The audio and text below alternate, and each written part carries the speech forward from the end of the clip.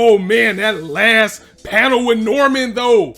This kid is a savage. This kid is a beast, and right now he may have just trumped Ray for my best boy in the series with that declaration that he had at the end. And if this is what Sister Krone is capable of, wait till we get a load of Mama. But we're not talking about Mama right now. This was a Sister Krone chapter, as this beast, this savage is a straight tracker, putting away the tracker, hunting the kids down, putting herself into this tag game, gave herself a 20-minute time limit, and pretty much caught everybody with time to spare. What? Really? Wow.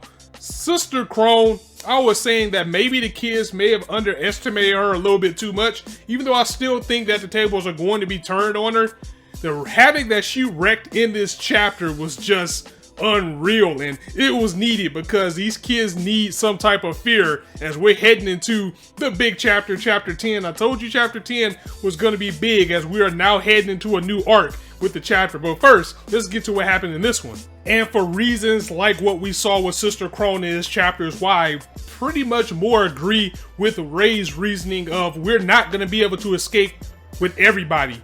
We should try to save ourselves, or as little as possible, than I do with Emma's over optimism that she has of trying to escape with everybody. But of course, this is still a shonen, so you still need that in there. And overall, we're good people, so we all want to see everybody survive. But Sister Krone was insane. I mean, her stamina's up there. She wasn't using a tracker. She was straight hawking these kids down, and she's been doing her homework, and she knows the weakness of each and every kid, which made it even easier for her to track her prey. She even exposes Ray, Emma, and Norman a little bit in this chapter by saying their weaknesses. She's saying Ray, even though Ray is quick on his toes, he's a quick thinker. When things go south, he will abandon everyone else, which kind of brings up a worry flag. Even though I don't think he would do it, I do see him being the person that says, why don't we just give up? I kind of agree with that. Norman's weakness is that he's always had issues with stamina ever since he was a little kid. And then there's Emma overall, who says Emma is just naive, and we see that already.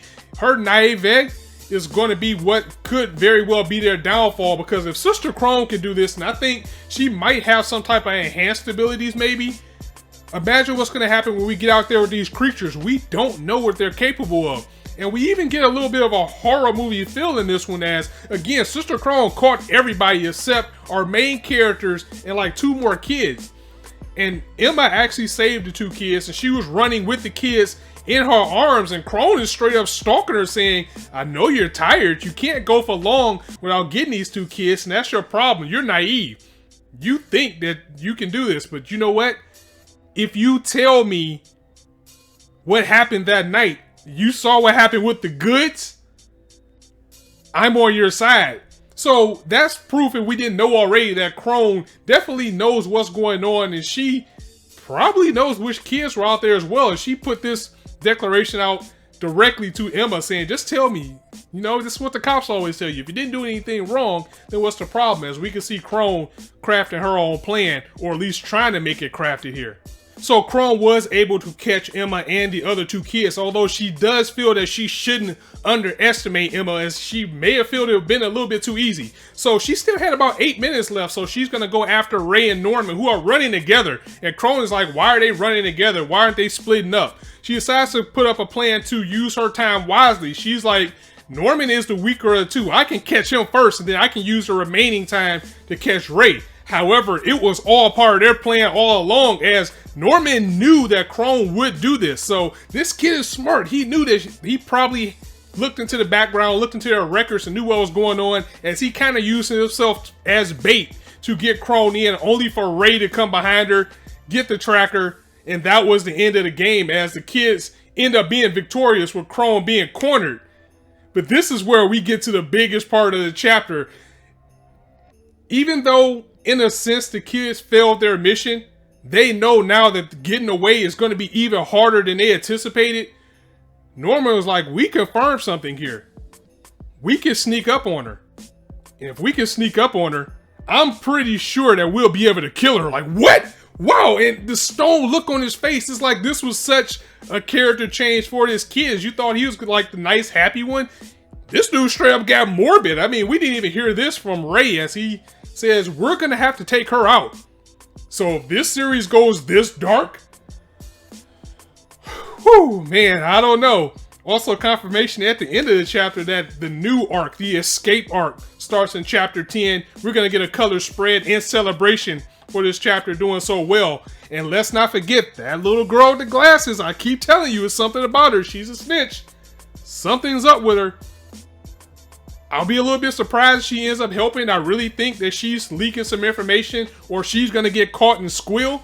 They focused on her again too, so we'll have to see what's going on with that. So the next part of the plan is every weakness is going to be covered by a strength, and they're going to split the kids up into groups of 3 teams, with each one of them being captain as we head definitely into this the best arc. Chapter of the Promised Neverland so far. I am amped for this escape arc to see when things hit the fan, because this is not going to go smooth. The only question I have is how dirty is it going to get before we decide to do that. Also, props to this mangaka for exposing Emma and the shonen tropes by basically saying you think you're going to be able to save everyone, but you can't. Yeah, her being able to grab 2 kids and run with them, that's going to be cool if someone gets left behind or something.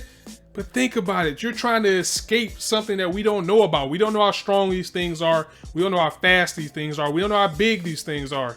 You can't think like that, not in a survival sense. And this is what makes things compelling, because again, you want to be that person that says, yeah, let's save everybody. But when it really comes down to it, you're probably only going to try to save yourself. So we'll just have to see where that goes. Guys, let me know what you thought of this chapter in the comments. If you like this video, go ahead and drop it a like. And if you want to hear more, go ahead and hit that subscribe button. There's not a shortage of content for you guys to indulge on this channel. And as I always say, you guys can be anywhere on YouTube right now, but you chose to listen to me. And I really appreciate that, so thanks for stopping by. On that note, it's your boy Infrar-Ed signing out. See you soon.